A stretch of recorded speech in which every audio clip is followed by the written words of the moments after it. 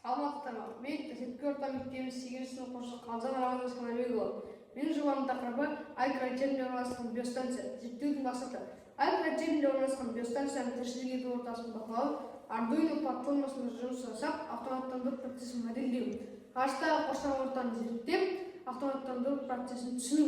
Жобаның өзектілігі ай жерге ең жақын аспан денесі ретінде болашақта ғылыми станциялар түптік тіршілік көзін ашу үшін қолайлы нысан болып табылады. Алайда айда гравитация жоқ, ауа жоқ, температура шектен тыс өзгеруі қазіргі таңда өзекті мәселе болып табылады. 21-ші ғасыр ғылым мен технологияның қарыштап дамыған дәуірі. Әсіресе адамзат айды зерттеуде бұрын-соңды болмаған жетістіктерге жетуде. Яғни ай бізге ең жақын аспан денесі болып табылады. Біз болашақта айға тіршілік көзін ашу бізге қызығушылық тудырып отыр. Айдың сипаттамасын айтып өтейін. Ай жердің жалғыз табиғи серігі, күн жүйесінде 5-ші ірі серік болып табылады. Ол біздің жерден шамамен 384 мың километр қашықтықта орналасқан. Ол күнді 29 жарым тәулікте бір рет айналып өтеді. Айдың беті кратерлермен ұсақтастарда орналасқан. Кратер дегеніміз астероид пен метеориттің соғысынан пайда болған үлкен шұңқыр. Яғни біздің биостанция сол кратердің ішінде орналасады. Ол кратер бізді метеориттерден қорғайды. Бұл биостанция Arduino және Arduino сенсорларынан тұрады. Arduino дегеніміз Atmega 328 микроконтроллер. Бұл MQX газ датчигі. MQX газ датчигі осы биостанцияның ішіндегі ауаны бақылап отырады.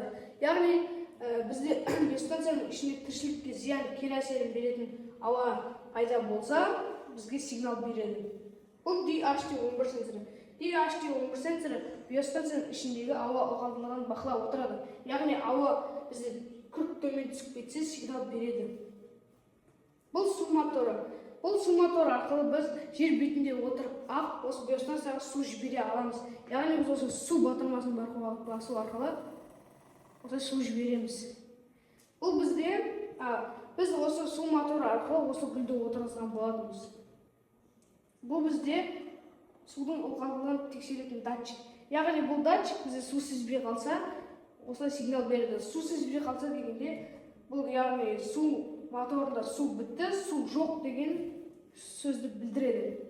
Бұл RF MOSFET. Яғни RF MOSFET бізде Arduino тек 24 вольтты ғана көтере алады. Ал бұл биостанция 36 вольттан тұрады. Яғни біз RF MOSFET-ті қосу арқылы вольттарды көтеріп, Arduino екеуін қосып, осы биостанцияны толықтай жабдықтай аламыз. Яғни бізде Arduino мен RF қосылып, осы биостанцияны толықтай іске асырып тұр. Бұл бізде LED дисплей.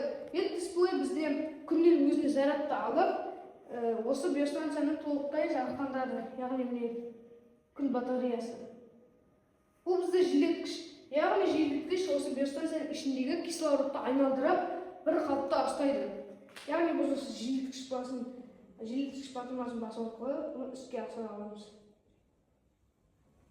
Бұл біз биостанцияны толықтай Remote XE программасы арқылы жер бетінде отырып басқара аламыз. Яғни осылай биостанцияны толықтай басқара аламыз. Біз бұл жобаны қолға алмас бұрын балалар мектептегі оқушылардан сауалнама алған болатынбыз. Яғни біз сауалнамада айда тіршілік ету мүмкін бе? Айда биостанция салу үшін не қажет деп ойлайсыз? Айда тіршілік ету үшін қандай жағдайлар маңызды? Егер мүмкіндік болса, айға барғыңыз келе ме? Айда биостанция жобасын жасау сізге қызықты ма? Сіз биостанция жобасында қандай идея ұсынасыз? Айда тіршілік еткен адам қандай қиындыққа тап бола алады деген секілді сұрақтар қойған болатынбыз.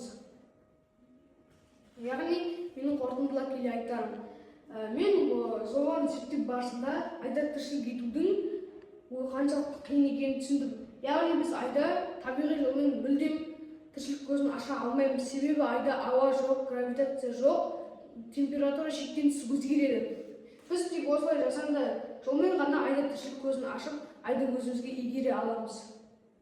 Менің ұсынысым жобаны жетілдіру, яғни осы биостанцияға әлде де жабдықтар қосып, биостанцияны толықтай жабдықтау, автоматтандыруды арттыру, энергия көздерін оңтайландыру, ғарыштағы ортаға бейімделу, оқу процестерін пайдалану. Бұл биостанция жай ғана макет. Яғни біз осы биостанцияны толықтай жетілдіріп қолға алатын болсақ, бүкіл датчиктер осы биостанцияның ішінде тұрып, айда тіршілік көзін ашуға мүмкіндік береді.